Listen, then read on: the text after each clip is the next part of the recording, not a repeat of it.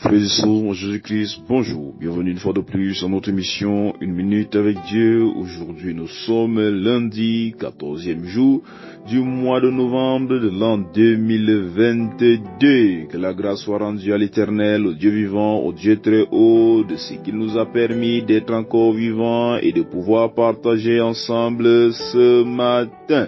Comme vous le savez, notre émission est divisée en deux parties, à savoir la première, celle de la prière, la deuxième, celle de l'enseignement. Lorsque nous prions pour confier notre journée à Dieu, nous prions pour que l'Éternel vienne et prenne le total contrôle de notre journée. Et lorsque nous partageons afin de mieux connaître la parole et de grandir dans la connaissance. Alors, prends la position qui te semble la plus humble possible. Lorsque je dis prends la position qui te semble la plus humble possible, ici je suis en train de te dire de prendre une position dans laquelle tu vas te trouver le plus humble devant la face de Dieu. S'il est possible, mets-toi à genoux, couche-toi, assieds-toi, selon ce que tu es en train de faire, selon l'endroit où tu te trouves, prends une position qui te semble la plus humble et élevons ensemble cette prière afin de confier notre journée à Dieu. Au nom de Jésus-Christ, nous sommes en prière. Dieu d'amour, Dieu de bonté, Dieu de grâce, Dieu de magnificence, éternel vivant, éternel Dieu très haut, qui est bon, qui est grand, qui est magnifique comme toi. Nous venons devant ta face en cette matinée, Père, te bénis, te rendre grâce, te dis infiniment merci dans le nom puissant et souverain du Seigneur Jésus-Christ. Père, voici que tu as encore fait briller ton soleil sur nos têtes, tu as encore fait voir ta bonté dans nos vies en ce jour. Ô Dieu, sois béni, ô Dieu, sois élevé dans le nom de Jésus. Père éternel, nous ne sommes point dignes de recevoir quelque chose de toi, nous ne sommes point dignes de venir devant ta face, Père éternel, mais nous savons une chose, nous croyons à une chose, Seigneur. Nous croyons que tu nous as aimés au point où tu as donné ton Fils unique à la croix, afin que quiconque croit en lui ait la vie éternelle. C'est pourquoi, Seigneur, nous savons également que c'est lui qui nous réconcilie à toi et que c'est par son sang que nous sommes purifiés et lavés. C'est pourquoi, Seigneur, nous venons prier en cette matinée pour que son sang, Père éternel, nous réconcilie, nous purifie, nous lave. D'une manière particulière, Seigneur, nous voulons que le sacrifice du Seigneur Jésus à la croix parle dans nos vies. De manière à ce que, Père éternel, nous dominions sur tout esprit impur, nous dominions sur tout esprit malsain, nous dominions sur tout esprit méchant, nous dominons sur tout esprit Seigneur Dieu du puissant qui vient des ténèbres, que toute flèche de l'ennemi soit nulle et sans effet dans nos vies. Père, nous te bénissons, nous te rendons grâce, Seigneur, parce que ce sang parle dans nos vies et nous transforme. Fais de nous, Père éternel, des personnes de bonté, des personnes de grâce, des personnes, Seigneur Dieu du puissant, qui font voir ta volonté s'accomplir tout autour de nous. Merci, Seigneur Dieu du puissant, de déposer ta main dans nos vies et de nous consoler, Père éternel, dans nos douleurs. Père, merci, Seigneur, de prendre le total contrôle, que ta volonté soit celle qui s'accomplit dans nos vies en cette journée, en cette semaine. Père, sois béni, sois magnifié dans le nom puissant et souverain de Jésus-Christ. Amen. Nous sommes arrivés à la deuxième partie de notre émission. Il s'agit de celle de l'enseignement et je voudrais aujourd'hui que nous partagions sur quelque chose de très important. Nous partagions sur le salut parce qu'il n'y a rien de plus important que le salut dans ta vie. C'est pourquoi le Seigneur Jésus est venu. Il est venu pour que tu aies ton salut.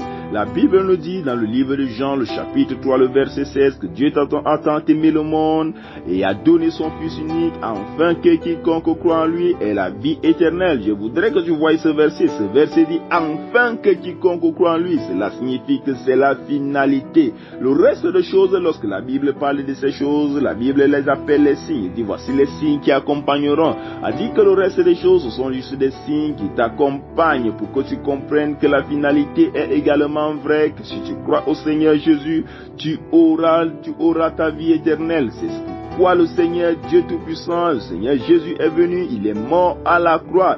Et la Bible nous dit que la volonté de Dieu, c'est qu'aucun d'entre nous se perd. La volonté de Dieu dans ta vie, c'est qu'aucun d'entre nous se perd. La volonté de Dieu dans la vie de ton frère, c'est qu'il ne se perde pas. C'est pourquoi je voudrais également encore en ce jour encourager quelqu'un à parler davantage du royaume des cieux, à appeler davantage les âmes à la repentance. Parce qu'il faut le savoir, il n'y a rien de plus important que je peux te donner. Il n'y a rien de plus important que tu peux donner à ton enfant, à ton frère, à ta soeur, qui dépasse le salut. Il n'y a rien qui dépasse le salut. Le salut, c'est la chose la plus bonne. Parce que tu peux vivre 10 000 ans, tu peux vivre 50 ans, tu peux vivre 100 ans.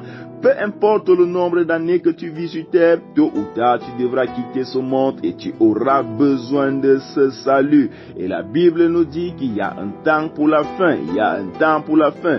Et cela, il faut savoir également que c'est une vérité. S'il y a un commencement, il y a une fin. Il y a des personnes qui disent que depuis qu'on parle de la fin des temps, que si normalement la fin des temps devait arriver, c'est qu'elle est déjà arrivée. Mais je voudrais que tu saches une chose. 1000 ans pour un homme peut être semblable à une éternité. 2000 ans peut être semblable à une éternité, mais pour Dieu c'est rien. Mais pour Dieu c'est rien. Car lui, il vit dans l'éternité. Lui, il vit au-delà du temps. Il n'y a pas de temps là où il vit. Il n'y a pas de temps là où il est. Du coup, pour lui, 1000 ans c'est comme un jour. Tu peux voir cela, je peux comparer cela avec toi. Prenons l'exemple d'un homme avec des fourmis. Je ne connais pas l'espérance de vie d'une fourmi, mais prenons l'exemple avec les fourmis qui ont une espérance de vie d'un mois.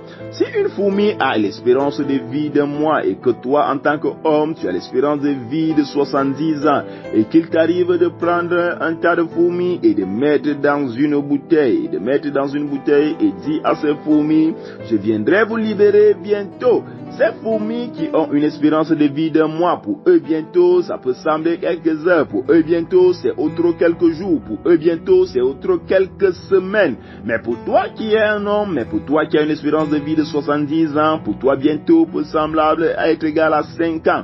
Alors il peut t'arriver de voyager et tu fais 5 ans. Pendant ce temps, ces fourmis qui n'ont qu'une espérance de vie d'un mois, tous vont mourir. Puis leurs enfants vont venir, leurs enfants vont mourir, leurs enfants vont revenir, ils vont mourir.